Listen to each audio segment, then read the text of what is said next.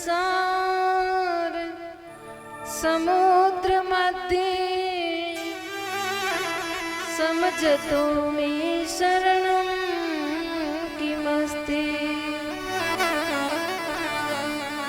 गुरु कृपालु कृपया वदेत विश्वेश पादाम्बुज दीर्घ नौक।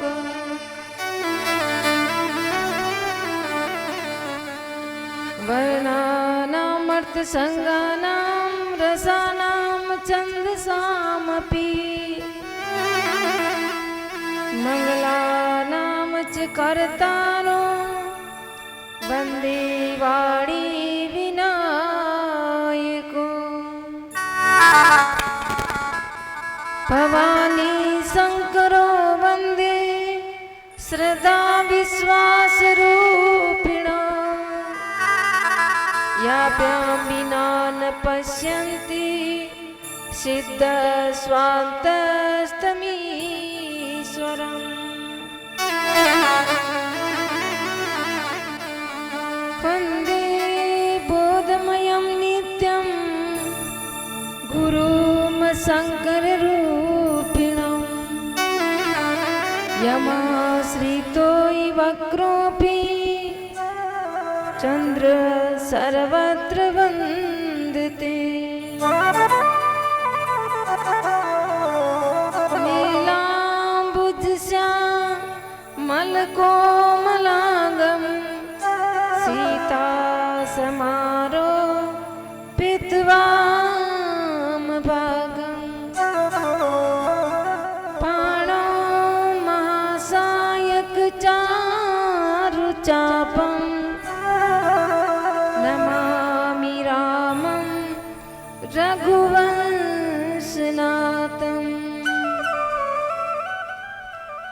श्रीरामचरित्र मानस विमला करहु कथा चित चाई। आसन आय विराजियो श्री पवन पुत्र हर्षा।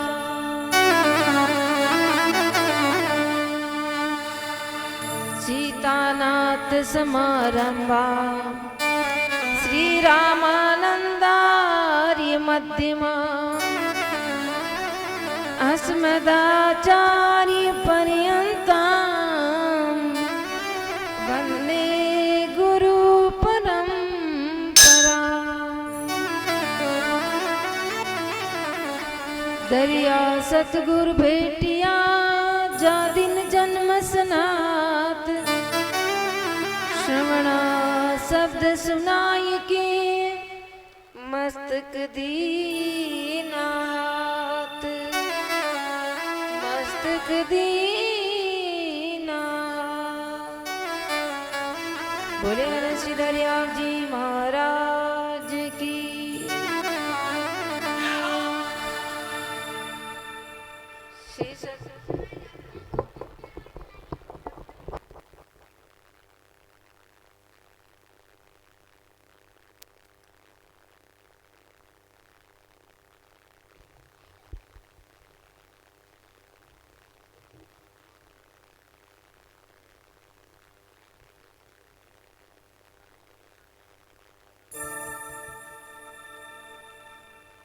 आइए अपनी वाणी को पवित्र करने के लिए भगवान नाम का संकीर्तन एक बार हम बोले, दूसरी बार आप सभी बोले, क्योंकि जब तक वाणी पवित्र नहीं होगी तो वाणी का दोष नहीं जाएगा। कई प्रकार का वाणी का दोष होता है, अपने वचन का दोष होता है। इसलिए वाणी को पवित्र करें और वाणी पवित्र संसार का नाम लेने से, संसार का चिंतन करने से, संसार की कथा करने से वाणी पवित्र नहीं होती है। वाणी तो भगवान नाम से ही पवित्र होती है, शुद्ध होती है। इसलिए अपनी वाणी को पवित्र करें।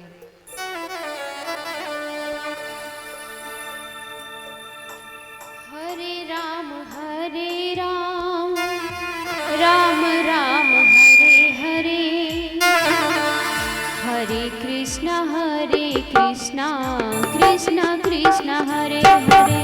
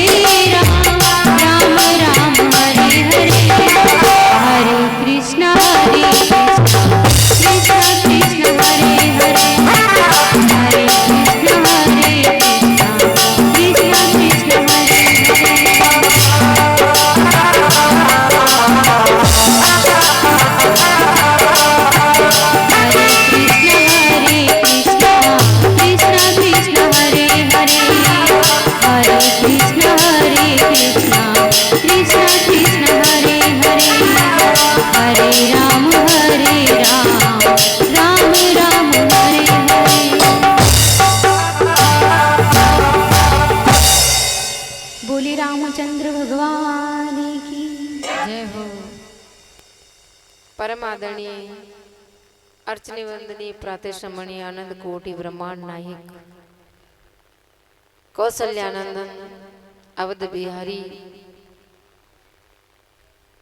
भगवान श्री राम के चरणों में बारंबार प्रणाम। अनंत श्री दरियाब जी महाराज के पावन पाद पद्मों में कोटि से वंदन। श्री सद्गुरुदेव भगवान को प्रणाम करते हुए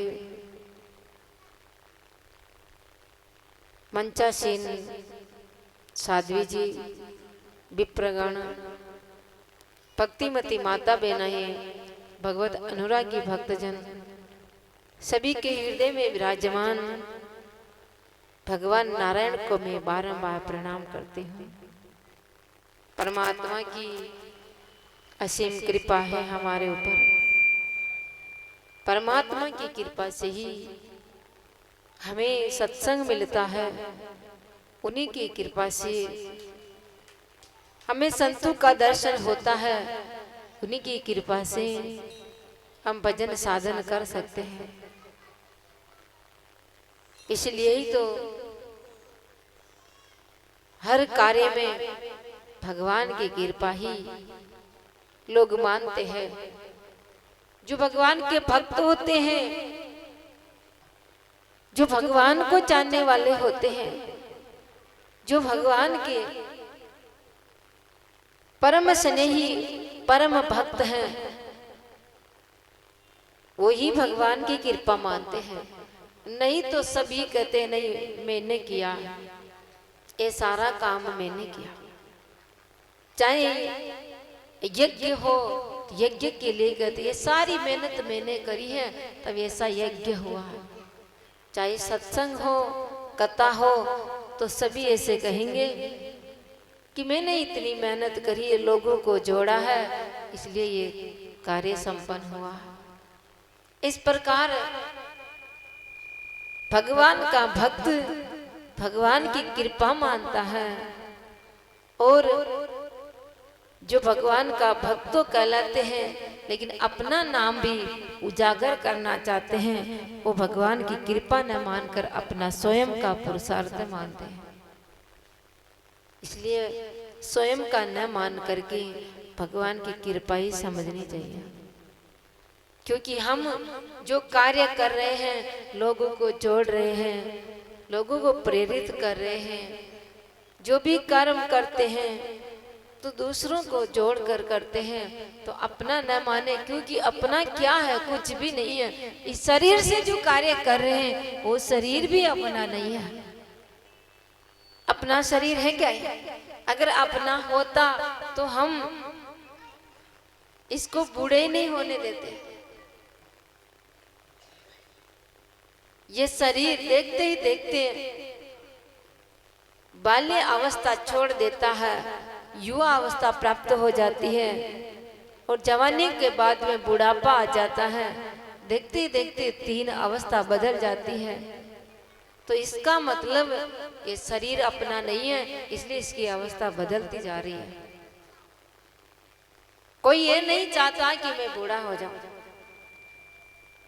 जवानी सबको अच्छी लगती है, बचपन अवस्था सबको अच्छी लगती है, लेकिन बुढ़ापा किसी को अच्छा नहीं लगता।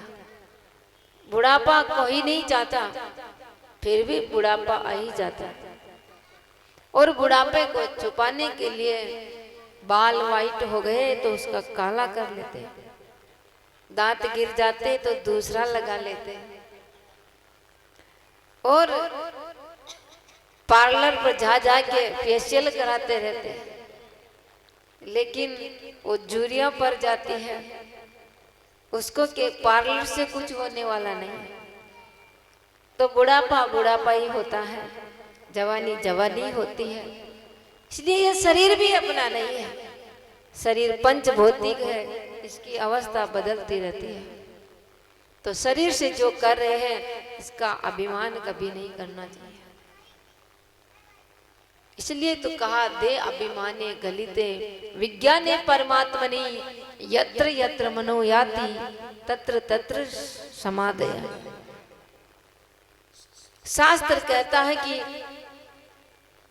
जिसका शरीर का अभिमान गलित हो गया, चकनाचूर हो गया है, अभिमान से रहित हो गया है, जो पूर्ण परमात्मा को पहचान लिया है, तो उनके लिए फिर ध्यान करने की आवश्यकता नहीं होती है, समाधि लगाने की आवश्यकता नहीं होती है। जहां जहां उनका मन जाएगा वो समाधि है। इसलिए कहा यत्र यत्र मनो याति तत्र तत्र समाधि। तो सबसे खतरनाक यह शरीर का अभिमान है, इस देह का अभिमान है। किसी के घर पर गए और पानी के लिए नहीं पूछा तो मन में थोड़ा दुख होता, अरे कहाँ आ गए, ये लोग तो पानी के लिए ही नहीं कह रहे, बैठने के लिए ही नहीं बोला, ऐसा होता। तो ये शरीर को लेकर ही तो होता, हम इतने बड़े हैं, इतने धन वाले हैं, इतने पद वाले हैं, फिर भी हमारा कोई आदर सम्मान नहीं हो रहा। इस प्रकार ये अभिमान ही दिख रहा है, ये अभिमान ही प्रकट हो रहा है कि मान सम्मान में थोड़ी ठेस पहुंच जाती है तो मन में दुख होता है, और कोई निंदा करता है तो भी दुख होता है। ये शरीर को लेकर ही सब कुछ होता है। इसलिए ये शरीर अपना नहीं है, शरीर तो परमात्मा का है, परमात्मा ने दिया है, परमात्मा की कृपा से हुआ है, परमात्मा की कृपा से ही मिला है। ये पंच भौतिक शरीर है, इससे किसी प्रकार का अभिमान नहीं करना चाहिए। और जो कर रहे शरीर से हो रहा है तो समझना कि भगवान करा रहे।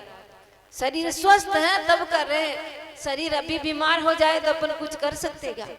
कुछ भी नहीं कर पाएंगे। और अभी अभी अचानक शरीर छूट जाता है तो भी अपन कुछ नहीं कर पाते। जितना इस धरती पर रहना होता उतने दिन ही रह पाते। अपने हाथ में होता तो अपन मरते ही नहीं है, तो अपने हाथ में कुछ नहीं है। इसलिए किसी प्रकार का अभिमान नहीं करना चाहिए। अभिमान इतना खतरनाक होता है, ये अभिमान के कारण ही सारे दोष आ जाते हैं। अभिमान के कारण इतने दोष आते हैं, तो ये अभिमान को छोड़ देना चाहिए। ये भगवान की कथा, ये सत्संग, ये अभिमान को खत्म कर देती है, ये गलित कर देती है। नन्नो बन रे नानका रई का बाटा 20, इनसे भी नन्नो बने तब मिले जगदीश। क्या कहा कि बिल्कुल छोटा हो जाओ। कितना छोटा है कि बिल्कुल छोटा हो जाओ, हल्का हो जाओ। कैसे कि रई होती न रई, जानते हो? क्योंकि माता बहना को तो अच्छा अनुभव, राई पीने तो सब्जी नहीं बनती, तड़का तो लगाना ही पड़ता, तो कितनी बारीक होती है। उसका भी 20वां हिस्सा करो, उतना छोटा बन जाओ, तब भगवान मिलेंगे। नन्नो बन रे नानका रई का बाटा 20, इनसे भी नन्नो बने तब मिले जगदीश। कहने का मतलब बिल्कुल हल्का हो जाओ, यानी निरअभिमान हो जाओ, मैं कुछ भी नहीं। अब अपन राई का 20वां भाग कैसे बने? इस शरीर को क्या, शरीर थोड़ी मिटेगा, लेकिन कहने का भाव है कि अपना अभिमान गलित कर दो। कुछ नहीं है, थोड़ा भी अहम रह गया तो अपने दुर्गति का कारण बन जाएगा। इसलिए अभिमान नहीं करना चाहिए। निरअभिमानी को ही परमात्मा मिलते हैं, और अभिमान लेकर बैठ जाएंगे तो फिर भगवान दूर चले जाएंगे। और कई उदाहरण आता है शास्त्रों में अभिमान के कारण। इंद्र ने कहा कि मेरा यज्ञ बंद कर दिया है, जाओ जाओ, मेघों को आदेश दिया मूसलाधार बारिश कर दो, ब्रज को गोकुल को डुबो दो, वृंदावन को सबको डुबो दो। मूसलाधार बारिश हुई, 7 दिन तक बरसता रहा, लेकिन भगवान तो गिरिराज गोवर्धन को उठा लिया, सारे ब्रजवासियों को बुला लिया। फिर बाद में सारे मेघ खाली हो गए, इंद्र के पास गए कि प्रभु जल ही नहीं रहा, और उन ब्रजवासियों का बाल भी बांका नहीं हुआ, तब जाके इंद्र आया और क्षमा याचना मांगी।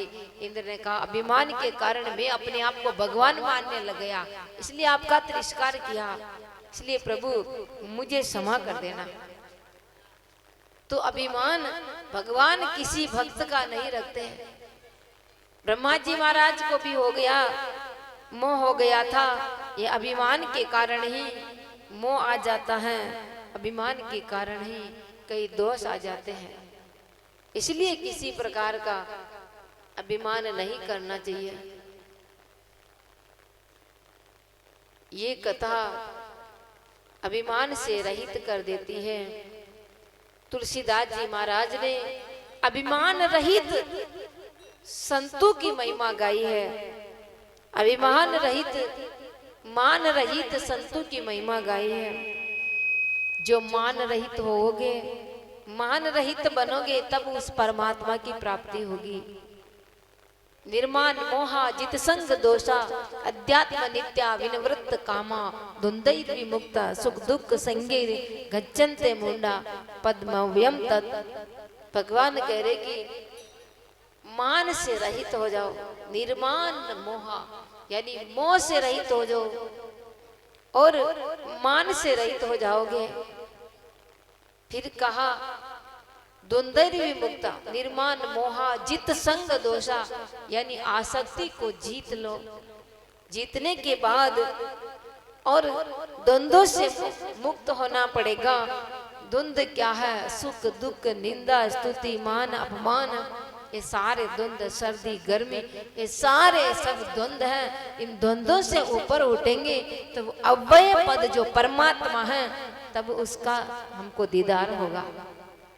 तो ऐसे मान रहित संतों का ही तुलसीदास जी महाराज उनकी महिमा गा रहे हैं। संत महिमा का वर्णन किया तुलसीदास जी महाराज। और संत ऐसे संतों का संग जब मिल जाए तो निश्चित रूप से हमारा कल्याण हो जाएगा, हमारा उद्धार हो जाएगा। क्योंकि निर्मल संत मिलेंगे। संत भी ऐसा होना चाहिए जो भगवान से मिला हो, वही हमारा उद्धार करेगा। जिनका अंतःकरण पूर्ण रूप से पवित्र हो गया हो, जिनका मन शुद्ध हो गया हो, जिनकी बुद्धि निर्मल हो गई हो, ऐसे संतों का हम संग करेंगे तो निश्चित रूप से हमारा उद्धार हो जाएगा। ऐसे संतों का हम संग करेंगे तो ऐसे संतों का संग हो गया तो कहा कि सठ सुधरे सत्संग तिपाई पारस परस उधात सुहाई। पारस भी, पारस का संग अगर लोहे ने कर लिया तो वो सोना हो जाएगा।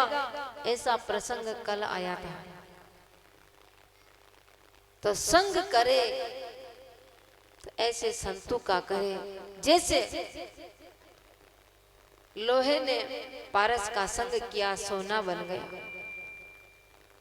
सतगुरु चंदन भावना सब बन पलटन हार, बांस बड़ा पलटे नहीं जिसमें चार विकार। ऊंचो करड़ो आपे अगन भरम पोलता माई, पेली पेली में घाट है नुगरो जासो पलट लाई। कहा ये जो बच्चे इनको अलग अलग कर दीजिए। सतगुरु संत कैसा होता है? चंदन जैसा होता है। संत कैसा होता है? चंदन जैसा होता है। चंदन के आसपास में जितने भी वृक्ष होते हैं वो सब चंदन हो जाते हैं। इसलिए कहा सतगुरु चंदन भावना सब बन पलटनहार। लेकिन उस चंदन के पास में बांस रहेगा तो वो चंदन नहीं होगा। इसलिए कहा सतगुरु चंदन भावना सब बन पलटनहार, बांस बड़ा पलटे नहीं जिसमें चार विकार। बांस के अंदर चार विकार होता है। चार विकार कौन सा? ऊंचो यानी बांस बिल्कुल सीधा रहता है और उसको मोड़ो झुकाओ तो टूट जाएगा लेकिन मुड़ेगा नहीं। ये दोष होता बांस के अंदर। तो ऊंचो और करड़ो, उसके अंदर कठोरता रहती है, झुकता नहीं है, ऊंचा भी रहता और कठोर भी रहता, मुलायम नहीं होता। और तीसरा दोष बताया, वो अंदर पोला होता है, बांस पोला होता है। और चौथा दोष बताया, उसमें गांठें बहुत होती है, गांठ होती है। ऐसे ही अगर यहाँ संतों के पास में ऐसा व्यक्ति आ जाता तो वो सुधरता नहीं है, जो एकदम अकड़ करके खड़ा रहता, प्रणाम नहीं करता, और झुकना तो उनको आता ही नहीं। दूसरा बताया कि अंदर पोलापन, कुछ ग्रहण नहीं करता, इधर से भरा इधर निकाल दिया, तो अंदर अगर ग्रहण नहीं किया तो भी सुधार होने वाला नहीं है। और जिसके अंदर गांठ है, जिसके मन में गांठ है, तो वो भी नहीं सुधर सकता। इसीलिए कहा सतगुरु चंदन भावना सब बल पलटन हार, बांस बड़ा पलटे नहीं जामे चार विकार, ऊंचो करड़ो आपे अगन भरम पोलता माई, पेली पेली में गांठ है नुगरो जासू पलटे नहीं। ऐसा व्यक्ति अगर आ जाएगा तो वो बदलने वाला नहीं है, जैसे बांस बदलता नहीं। तो संतों का संग करे तो कपट रहित होकर करे, किसी प्रकार का पर्दा न रखे, निश्चित रूप से जीवन बदल जाएगा। एक सेठ जी थे भाई, देखो सेठ जी की बात आवा ना, तो मैं यहाँ के सेठ जी की बात नहीं कर रही हूँ, हमारे अजमेर में बहुत सारे सेठ हैं, पुष्कर में है, तो वहाँ की बात है, यहाँ की बिल्कुल भी नहीं है, आप शांति से बैठे रहना। तो वो सेठ जी थे, वो धान मंडी में जाते हैं और धान इकट्ठा करते हैं। चलो अपने सेठ जी का नाम ही नहीं लगे, एक व्यक्ति था, ठीक है ना, वो धान मंडी में जाता और वहां धान इकट्ठा करता और साफ करके घर पे लेके आता और अपना परिवार का पालन पोषण करता। ऐसे करते करते कितने दिन बीत गए। एक दिन एक महात्मा आया, महात्मा ने कहा, रे भाई तुम क्या करते हो, ये धान को इकट्ठा करते हो, धान मंडी में आते हो? कि मेरे घर में थोड़ी स्थिति ऐसी है, धन की कमी है, आर्थिक स्थिति कमजोर है, इसलिए ये धान जो बिखर जाता है इसको मैं ले जाता हूँ, साफ करके मेरा परिवार का पोषण हो जाता है। तो महाराज जी को दया आ गई और अपना झोले में से एक पत्थर निकाला, एक वो पारस था, उससे कहा कि तुम ऐसा करो, तुम्हारे घर में जितने भी लोहे की वस्तु हो उसको छुआ देना और वो सोना बन जाएगा और तेरी सारी दरिद्रता सारी खत्म हो जाएगी, सारी गरीबी दूर हो जाएगी। उसे वो ले गए, घर पे ले जाके देखा, अब बर्तन तो कोई लोहे के मिले नहीं, क्योंकि उस समय सारा ही मिट्टी का था। एक कोठी थी, एक ड्रम था, उसमें डाल दिया कि ये लोहे की है, उसमें डाल दिया। एक दिन हुआ, 2 दिन हुआ, 3 दिन हुआ और वो सोना नहीं हुआ। ऐसे करते करते महीना भर निकल गया, फिर वो तो वापस धान मंडी में चला गया। इधर से अचानक महाराज जी का आना हुआ और महाराज जी ने कहा, रे लोभीराम, मैंने तुमको पारस दिया और पारस को लेकर तू यहाँ धान इकट्ठा कर रहा। कि महाराज जी अब आपसे बात नहीं करनी। अरे क्या हुआ? कि वो तो पत्थर था, उससे कुछ नहीं हुआ। अरे ऐसा थोड़ी हो सकता कि मैंने डाल दिया, एक धान की कोठी थी उसमें डाल दिया, लेकिन कुछ भी नहीं हुआ, सोना नहीं बना। महाराज जी ने कहा कि मुझे दिखाओ कहाँ रखा है। देखा तो उसमें कुछ धूल मिट्टी आ रही थी, पर्दा रह गया, पर्दे के कारण वो पारस वो लोहे को छुआ नहीं, इसलिए वो सोना नहीं बना। अरे भला आदमी, देखो इतनी परत आ रही है। ऐसे ही कोई संतों से जुड़ेगा और कोई कपट की परत रह गई, कोई पर्दा रह गया, छल कपट रह गया तो जीवन बदलने वाला नहीं है। इसलिए संतों से जुड़ना है तो कपट छोड़कर अच्छा व्यवहार करना चाहिए, झूठ कपट निश्चित रूप से छोड़ देना चाहिए और तभी जीवन बदलेगा। इसलिए कहा सट सुधरे सत्संगति पाई, पारस परस कुधातु सुहाई। सट यानी कितना ही बड़ा मूर्ख क्यों न हो, वो भी सुधर जाता है, वो भी संत बन जाता है। क्योंकि भगवान श्री कृष्ण ने गीता में कहा अपि चेत सुदुराचारो, चाहे कितना ही बड़ा दुराचारी क्यों न हो,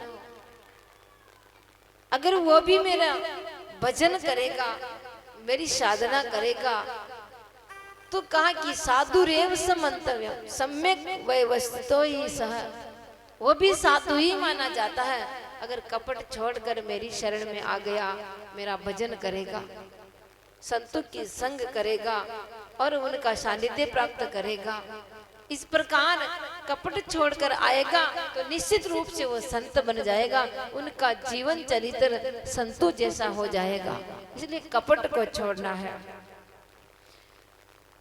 तो संग का ध्यान रखना चाहिए। संग ऐसा करे जिससे हमारा जीवन सुधर जाए। इसलिए तुलसीदास जी महाराज कह रहे कि ऐसे संत चाहे कहीं चले जाए उनको कुछ भी होने वाला नहीं है। संग अच्छा होना चाहिए, अच्छा साधु होना चाहिए, कुसंग नहीं होना चाहिए, सुसंग होना चाहिए। तो तुलसीदास जी महाराज क्या कह रहे हैं,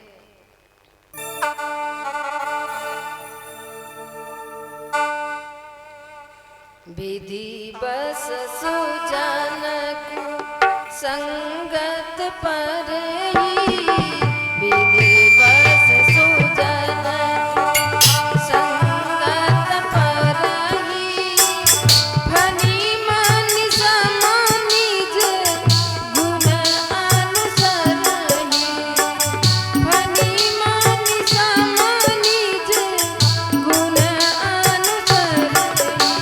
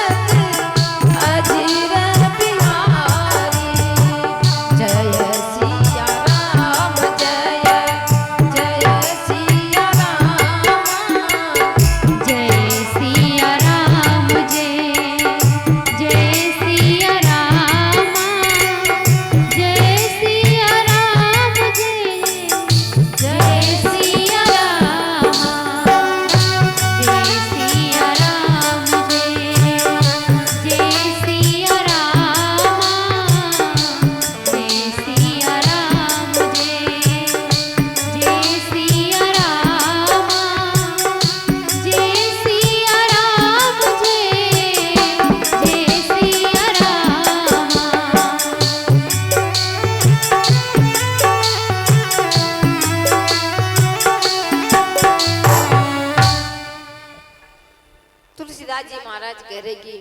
और ऐसा महात्मा जो भगवान को प्राप्त कर लिया है, वो महात्मा कई देव योग से कुसंगति में पड़ जाते हैं, फिर भी वो कुसंगति उसका कुछ नहीं बिगाड़ सकती। उनके कोई फर्क नहीं पड़ता, वो चाहे कहीं चले जाए। उदाहरण दिया सांप का, कहा कि वो मणि सांप के मस्तक में रहती हैं, फिर भी उसका जहर से उनके कोई असर नहीं होता, जहर को ग्रहण नहीं करती, बल्कि वो सबको प्रकाशित करती रहती है, अपने प्रकाश को नहीं छोड़ती है, अपना प्रकाश से सबको प्रकाशित करती है। ऐसे ही संत देववश योगवश कोई कुसंगति पड़ जाए, फिर भी वो अपने स्वभाव को नहीं छोड़ते हैं। ऐसा संत चाहे कहीं चले जाए, वो तो सब जगह अच्छा ही उपदेश करेंगे। तो ऐसे संतों की महिमा, सत्संग की महिमा तुलसीदास जी महाराज मुक्त कंठ से गाई है और कहा, विधि हरि हर कवि कोविद। विधि यानी ब्रह्मा जी महाराज, हरि यानी नारायण, हर यानी भगवान भोलेनाथ, कवि यानी जितने भी कवि हुए, कोविद यानी विद्वान। इस सभी संतों की महिमा गाने में उनकी वाणी संकुचा जाती है, उनकी वाणी भी संकोच में पड़ जाती है, क्योंकि भगवान साक्षात नारायण भी संतों की वाणी नहीं कह सकते हैं, संतों की महिमा नहीं गा सकते हैं। ऐसे संतों की महिमा तुलसीदास जी महाराज कह रहे कि ब्रह्मा नहीं गा सकते, भगवान नारायण नहीं गा सकते हैं, और महादेव जी नहीं गा सकते, बड़ा से बड़ा कवि नहीं गा सकता, विद्वान नहीं गा सकता, तो फिर मैं तो एक साधारण जीव हूँ। इसलिए कहा, मोसन कहीं जानत कैसे, साक बनीक मनी गुण घन जैसे। कहा कि मैं तो एक कैसा प्राणी हूँ, जैसे कोई साग भाजी बेचने वाला वो मणि की जानकारी नहीं कर सकता, मणि का मूल्य क्या होता उनको पहचान नहीं होती, ऐसे मैं तो एक साग भाजी बेचने वाला हूँ। भला मैं ऐसे संतों की वाणी थोड़ी गा सकता, महिमा थोड़ी गा सकता। ऐसे तुलसीदास जी महाराज अपने को बिल्कुल छोटा समझ रहे हैं। तो संत ऐसे होते हैं, संत भगवान भी उनके पीछे पीछे घूमने लग जाते हैं। कहा है, मन ये सो निर्मल भयो जैसे गंगा नीर, पीछे पीछे हरी फिरे कहत कबीर कबीर। ऐसा मन निर्मल हो जाता है। तो भगवान भी संतों के पीछे पीछे घूमने लग जाते। कारण क्या कि उनका मन निर्मल हो जाता है, गंगा जैसा नीर जैसा बन जाता उनका मन। मन ऐसो निर्मल भयो जैसे गंगा नीर, पीछे पीछे हरी फिरे कहत कबीर कबीर। ऐसा जीवन हो गया, ऐसा मन निर्मल हो गया, तो भगवान भी उनके पीछे पीछे घूमने लग जाते हैं। संतों की महिमा कई महापुरुषों ने गाई है। इसलिए तुलसीदास जी महाराज कह रहे, संत सरल चित जगत हित, जाने स्वभाव स्नेह, बाल विनय सुन करे कृपा, रामचरित रति नेह। मैं तो भगवान की लीलाओं का गुणगान करना चाहता हूँ, संतों की महिमा मैं कहाँ तक गाऊं, इतनी मेरे अंदर सामर्थ्य नहीं है। क्योंकि संत कैसा होता है, संत के लिए कहा है, बालापन से हरि भजे, जगसु रहे उदास, तीर्थ भी इच्छा करे कब आवे हरिदास। जो बचपन से भगवान का नाम लेने लग जाता है, सपने में बरड़ा के जो कोई बोले राम, उन पुरुषों की पादुका मेरे मुख की चाम। कह रहे कि सपने में जो भगवान का नाम लेता है, जो बचपन से भगवान का नाम ले लेता है, तो कहा और जगत से उदास रहता है, जग की आसक्ति नहीं रखता है, उस ऐसे संत का तो तीर्थ भी कहता है कि वो हरिदास मेरे यहाँ आए और मुझे पवित्र करे। ऐसे संतों की महिमा तीर्थ भी इच्छा करते हैं। संत तीर्थों में जाके पवित्र नहीं होते, बल्कि जहां संत पधारते हैं वो तीर्थ पवित्र हो जाता है। गंगा जी संतों को पवित्र नहीं करती है, बल्कि गंगा जी को पवित्र करने वाले संत होते हैं।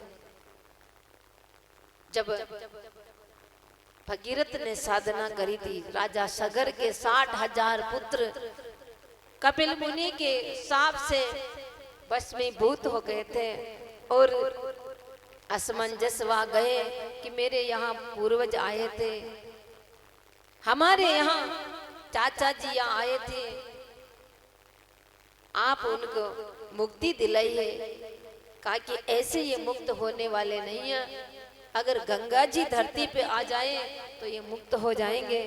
तो असमंजस ने साधना करी, उनका जो पुत्र था अंशुमान, उसने साधना करी, गंगा जी धरती पे नहीं आई।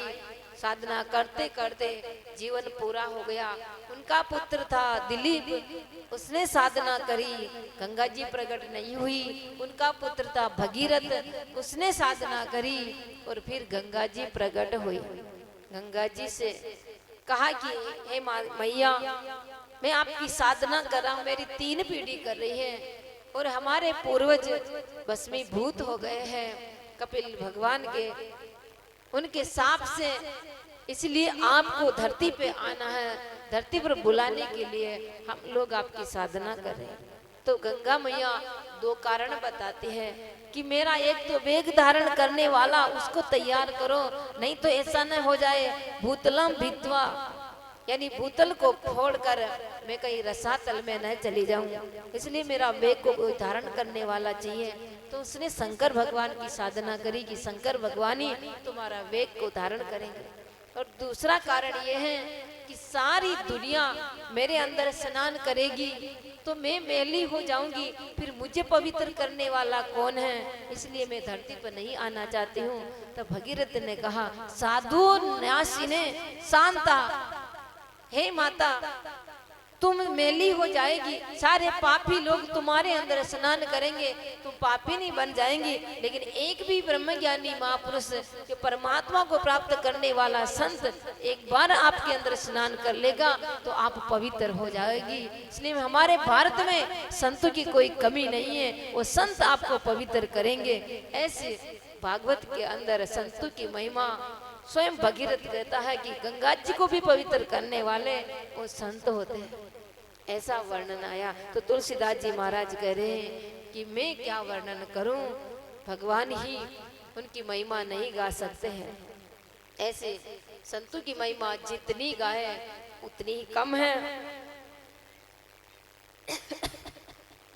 तुलसीदास जी महाराज संतों को वर्णन किया, संतों को नमस्कार किया कि हे संतों मुझे आशीर्वाद देना, मुझे आपकी कृपा बनी रहे। संतों को दंडवत करते करते प्रणाम करते करते फिर असंतों की तरफ ध्यान किया कि संत तो वैसे ही संत होते हैं, वो तो शुभ कार्य में विघ्न डालते ही नहीं है, लेकिन जो संत नहीं है, जो भगवान को नहीं मानते, जो रामायण को नहीं मानते, जो शास्त्र को नहीं मानते, वो जरूर विघ्न डालेंगे। इसलिए तुलसीदास जी महाराज ने जो संत नहीं थे उनको भी प्रणाम किया। कहा वो कैसे होते असंत, असंत क्या होते हैं उनके लिए कह रहे हैं, वो निश्चित रूप से विघ्न डालेंगे। कहा है परहित हानि, परहित हानि लाभ जिनके, परहित हानि लाभ जिनके, उजरे हर्ष विषाद बसेरे, उजरे हर्ष विषाद बसेरे।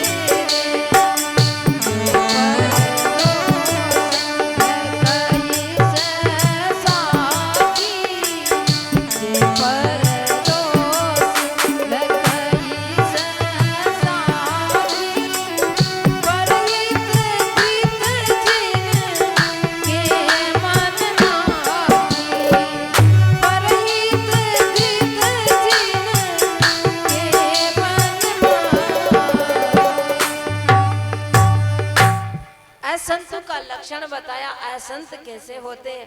परहित हानि लाभ जिनके रे, दूसरे को हानि पहुंचाने में उनको लाभ होता है कि इनके नुकसान हो जाए, कैसे इनके जो अब की बार चारा बहुत हुआ, इनके बाड़े में बहुत सारा चारा भरा और उसने आग लगा दी और उनको मजा आया। दूसरे की हानि पहुंचाकर उनको आनंद मिलता, उनको लाभ मिलता। ये असंत होते हैं, ये दुष्ट लोग होते हैं, दुष्ट प्रकृति के लोग होते हैं जो दूसरे को हानि पहुंचाते, दूसरे को दुखी करते और उनको हर्ष होता है। उजरे हर्ष, दूसरा उजड़ जाता है तो उनको हर्ष होता, और दूसरे को उन्नति होती तो उनको दुख होता। अरे ये मेरे से आगे कैसे बढ़ रहा है, ये असंतु का लक्षण।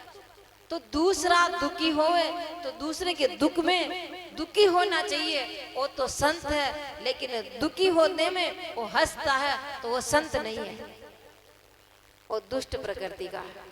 इसलिए कहा उजरे हर्ष विषाद बसे, बसने में उनको विषाद हो जाता है। जो संत नहीं है उनका क्या लक्षण होता है, जो साधु नहीं है उनका क्या लक्षण होता, जो दुष्ट लोग होते हैं, जो खल होते हैं, उनका क्या लक्षण होता। जे पर दोष लकही सहसाकी, यानी हजार आंखों से वो दूसरे का दोष देखता रहता है, दूसरे का दोष देखता, गुण नहीं देखता।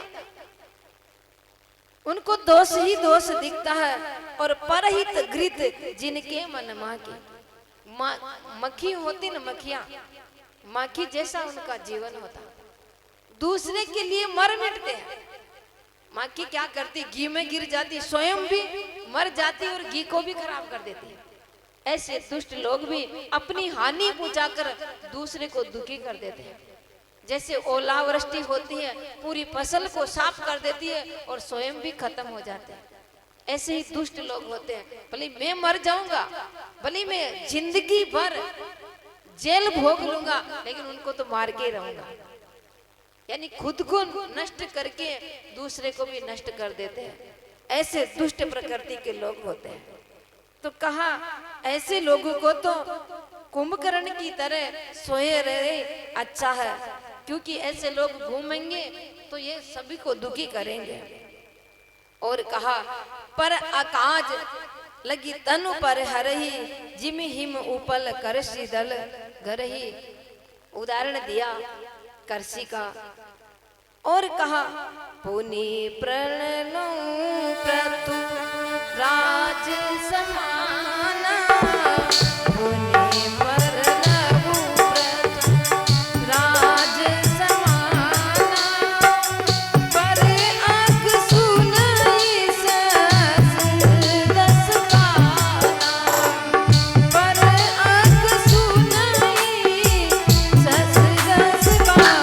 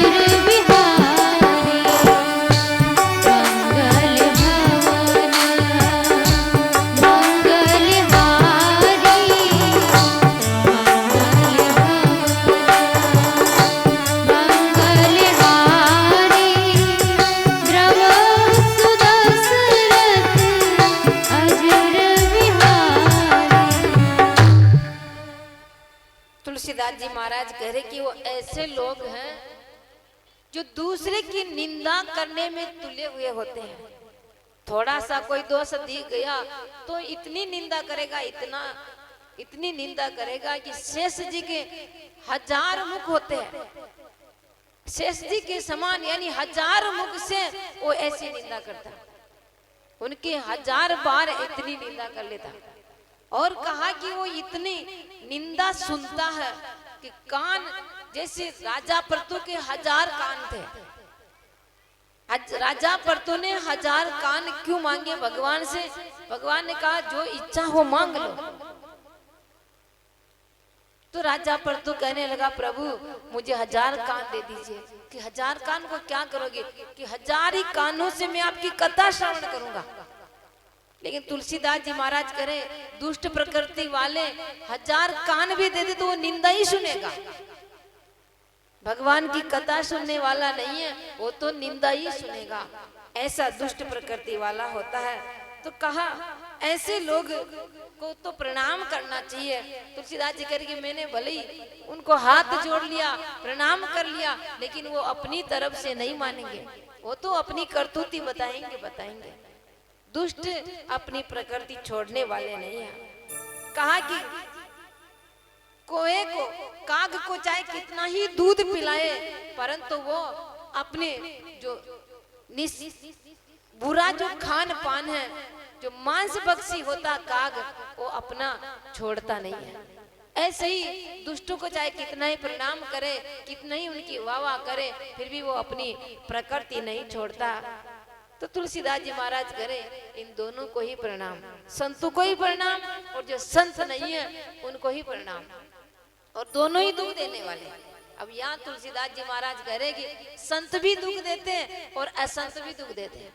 अब संत कैसे दुख देते हैं? कि दोनों दुख देने वाले, कि दोनों दुख देने वाले कैसे हैं? उनके लिए कहा, एक संत तो दुख देता है जाते समय, और एक दुष्ट दुख देता है आते समय। बिछुरत एक प्राण हर लेई, मिलत एक दारुण दुख दे। संत जब बिछुड़ते हैं तो दुख होता है, और जब दुष्ट लोग मिलते हैं तब दुख होता है। तो दोनों ही दुख देने वाले हैं। तो संत महापुरुषों के लिए उनकी महिमा गाई, और दुष्टों के लिए कहा, उनको भी प्रणाम किया। दोनों ही एक जगह से उत्पन्न होने वाले हैं, क्योंकि ब्रह्मा जी महाराज ने संतों को भी उत्पन्न किया और असंतों को भी उत्पन्न किया। जो साधु है वो भी ब्रह्मा जी की सृष्टि के प्राणी हैं, और दुष्ट लोग हैं वो भी ब्रह्मा जी के ही प्राणी हैं, उनकी सृष्टि के ही ये सब। कहा है, उपजे एक संग जगमाई, जलज जोग जिमे शुभ लगाई। उनका गुण अलग होता। जल से कमल भी उत्पन्न होता है, जोग भी उत्पन्न होती है। कमल को स्पर्श करने से अच्छा लगता है, कमल दिखने में अच्छा लगता है, अपनी सुगंध फैलाता है। लेकिन वो जोग, वो जानवर होता है ना, सीपी में रहती, सीपड़ी में छोटा सा संग होता, उसमें रहती ना जोग, क्या बोलते हैं, जोग ही तो बोलते हैं। वो उसको स्पर्श करो, वो तो खून को चूसने वाली होती है। कमल तो सुगंधित करता है, कमल इतना अच्छा लगता है उनको स्पर्श करने से, लेकिन वो तो खून चूसती है। दोनों की उत्पत्ति जल से हुई है, लेकिन उनका गुण अलग अलग होता है। तो उत्पत्ति एक जगह होती है, लेकिन स्वभाव अलग अलग होता है। सुधा सुरा सम, साधु असाधु, जनक एक जग जलधि अगाधु। समुद्र से उत्पत्ति शराब की भी होती है, और समुद्र से उत्पत्ति अमृत की भी होती है।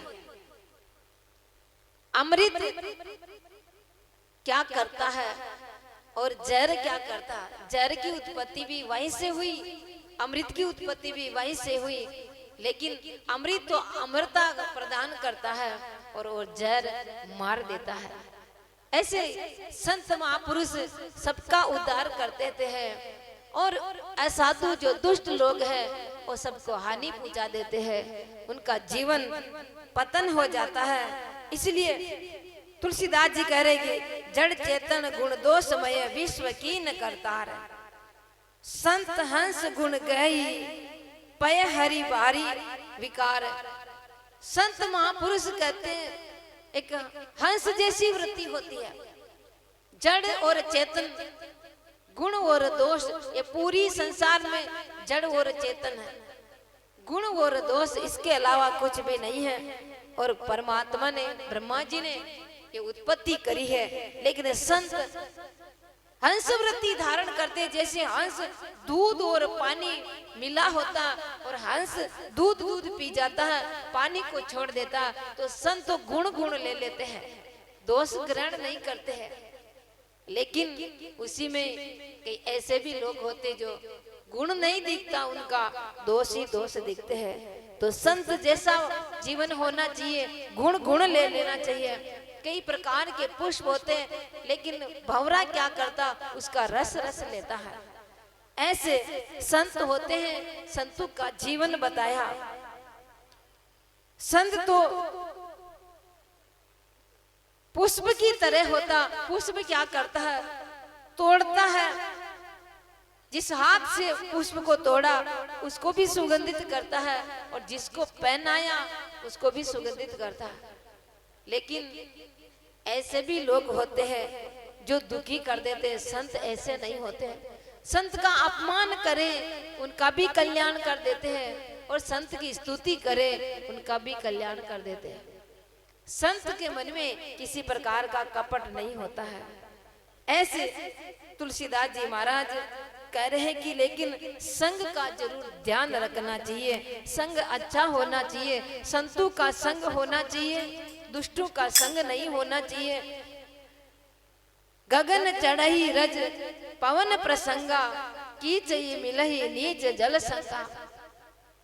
ये धूल का जो कण होता है, मिट्टी होती है, ये अगर पवन का संग कर लेगी तो ऊपर चढ़ जाएगी, और वही जल का संग करेगी तो कीचड़ बन जाएगी, कीचड़ में पड़ी रहेगी। ये संग का प्रभाव। पवन का संग करते ही ऊपर चढ़ जाती है, और जल का संग करते ही कीचड़ बन जाती है। ऐसे संत का संग करने से हमारा जीवन ऊपर उठ जाता है, और दुष्टों का संग करने से हमारा पतन हो जाता है। इसलिए संग का ध्यान रखना चाहिए।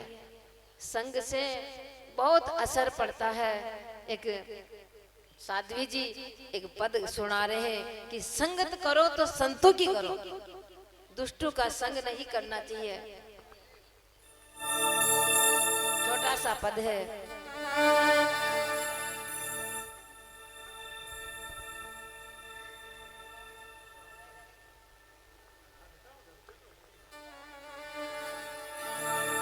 संगत करो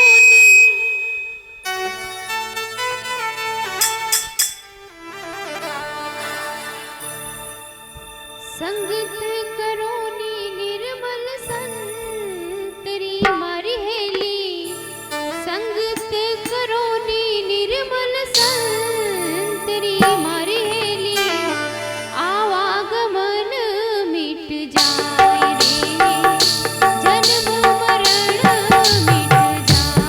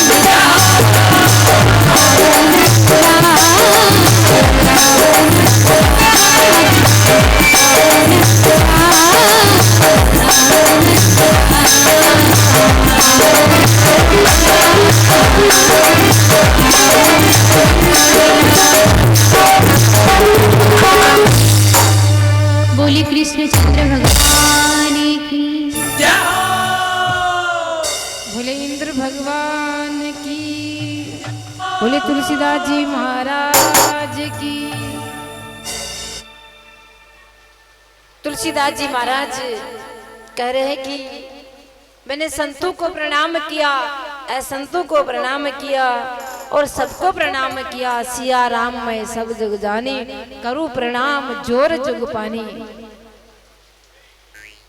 मुझे कविता लिखनी है लेकिन कविता का ज्ञान नहीं है। कविता के अंदर आकर अर्थ अलंकृत नाना, छंद प्रबंध अनेक विधाना। कई प्रकार के अक्षर होते हैं, कई प्रकार का अर्थ होता है। इतना ही नहीं, अलंकार भी बहुत होते हैं कविता में। और छंदबद्ध करना है, कई छंदों की भी कई जाति होती है। इस प्रकार भाव भेद होता है। कई प्रकार के रस होते हैं कविता में, 9 रस होता है। रसों का अलग अलग भेद होता है। कई प्रकार के कविता में दोष होते हैं, गुण होते हैं, जैसे ओज गुण, प्रसाद गुण, गुण भी होते हैं। लेकिन इतना ज्ञान मेरे अंदर है नहीं। कविता विवेक एक नहीं मोरे, सत्य कहूँ लिख कागज कोरे। मैं सत्य सत्य कहता हूँ, कोरा कागज पर लिख के कहता हूँ। मुझे कविता का ज्ञान नहीं है, फिर भी मैं एक ऐसी कथा लिखूंगा। ऐसी कथा, वो कैसी कथा है? कहा कि वो मंगलों का भवन है, वो सबका आनंद करने वाली है। इसलिए कहा मंगल भवन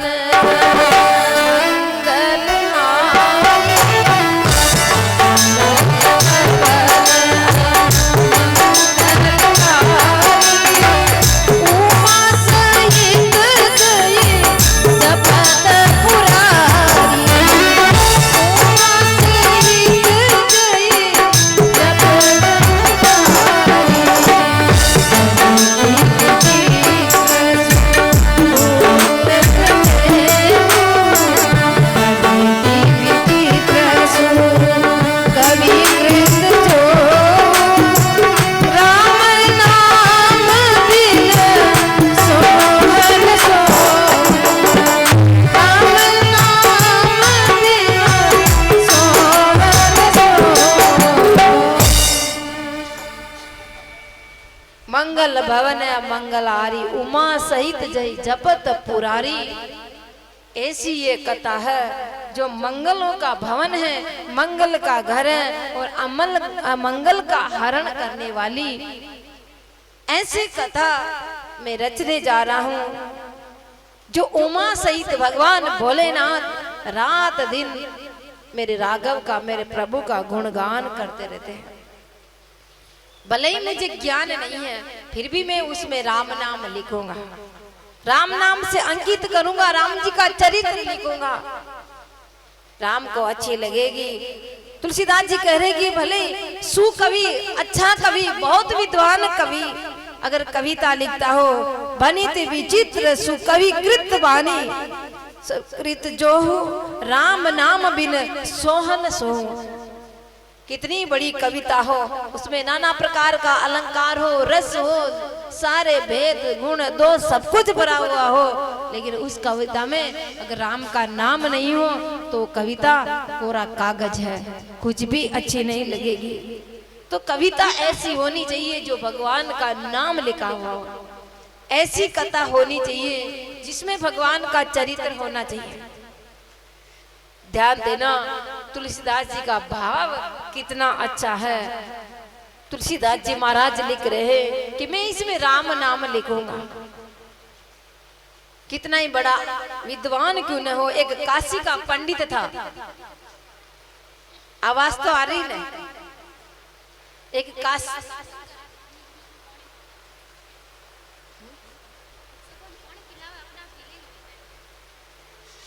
हाँ वो पानी तो वैसे ही बहुत बरस रहा है, इसलिए थोड़ी सी कथा है, आराम से श्रवण करो, क्योंकि थोड़ा सा अपन को थोड़ा सा टाइम मिलता है। और जल पिलाना है तो थोड़ी बाद में पिला देना जब आरती का टाइम हो। अभी तो ये घर से आए हैं, इसलिए थोड़ा विघ्न न हो तो अच्छा रहे। तो काशी का एक पंडित था, मैं पानी पीने के लिए मना नहीं कर रही हूँ प्रभु, अब मेरे ऊपर कृपा करना। और तुरंत वैराग्य हुआ और सबको छोड़कर वापस वही विरक्ति का बाना धारण कर लिया। तो अपने आप को पछताने लगा कि कुसंग के कारण मुझे इतना बड़ा गृहस्थी बना दिया। मैं तो बहुत बड़ा त्यागी था, तपस्वी था, सिद्ध महापुरुष था, लेकिन कुसंग के कारण मुझे विवाह करना पड़ा। एक ही नहीं 50 कन्याओं को घर में रखना पड़ा। तो ये कुसंग का प्रभाव है, इसलिए संग करो तो अच्छा करें। एक उदाहरण दिया अजामिल का। उसने एक दासी को देखा, वो दासी के कारण और उसका ब्राह्मणत्व बिगड़ गया, उनका श्रेष्ठ आचरणों से पतित हो गया और उस दासी के ही घर में रहा। बरसों बीत गया, एक संत आया और उनका कल्याण करते हैं। उनको बताया कि नारायण का तुम्हारा पुत्र हो, उनको नारायण रख देना। ये कथा भी भागवत में आती है। तो एक कुसंग के कारण अजामिल अपने माता पिता को छोड़ दिया, विवाहिता पत्नी को छोड़ दिया, ब्राह्मण का क्या आचरण होता सब कुछ छोड़ के उस वेश्या के रहने लगा। तो कहने का भाव यही है कि कुसंग के कारण दुर्गति हो जाती है, पतित हो जाता है, इसलिए संग करे तो अच्छा करे।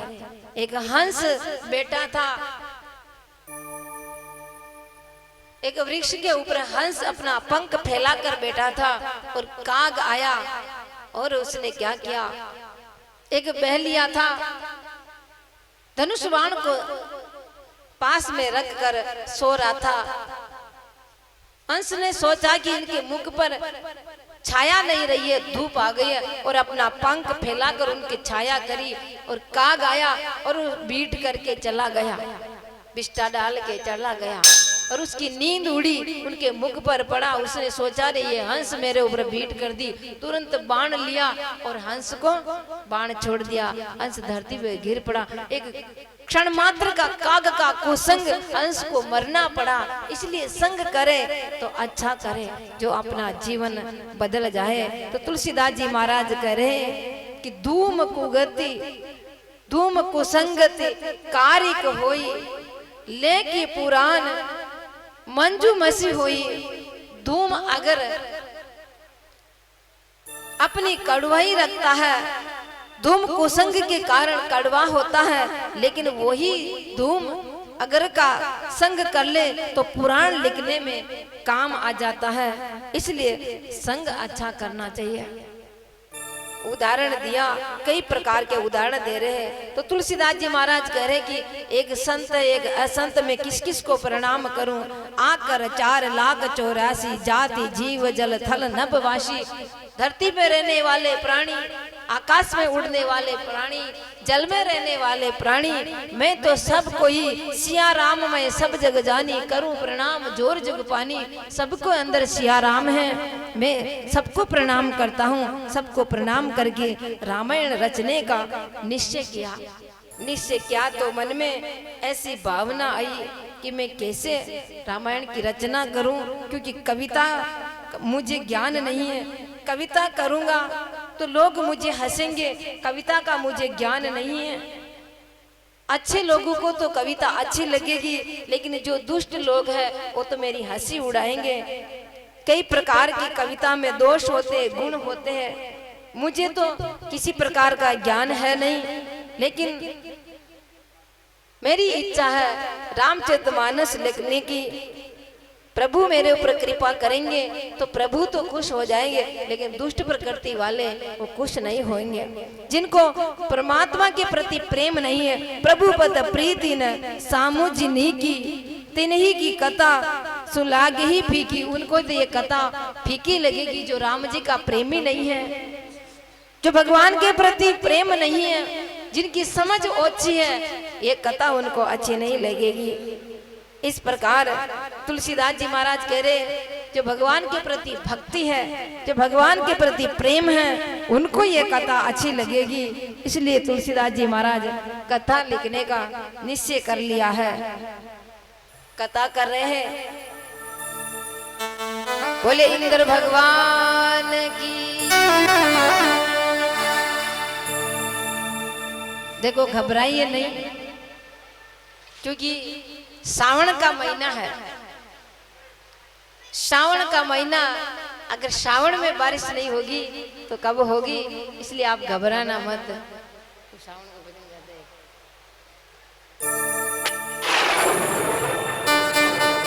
जब श्रावण का महीना आता